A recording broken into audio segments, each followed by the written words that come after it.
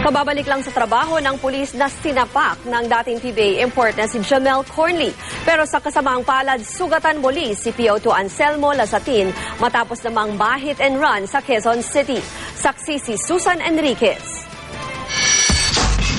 Nito lang Marso, nagwala sa presinto ang dating PBA import na si Jamel Cornley. Sinapak niya pa si PO2 Anselmo Lasatin na bumagsak noon sa semento at kinailangang magpa-ospital. Pero 5 araw pa lang mula nang magbalik trabaho, na-hit and run naman si Lasatin.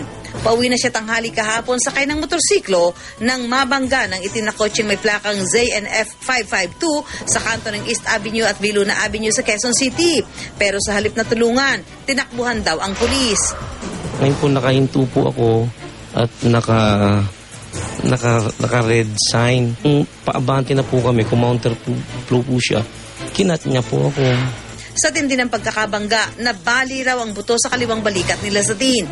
Inirekomenda na raw na operahan ito pero dahil walang panggastos, hihintayin na lang daw niyang maghilom ng kusa at bumalik sa dati ang nabaling buto kahit matatagalan ito. So yung doktor nga po, fracture. Ngayon kailangan ng operasyon. Sabi niya po sa akin, malaking gastos to. Sabi ko po, wala naman po akong ganong pera. Sabi niya sa akin, mag-tiis ka na lang, baka sakaling makuha pa sa gamot. Napakasakit pong kirot. Naitimbre na sa Quezon City Traffic Police ang plaka ng kotseng bumangga kay Lasatin.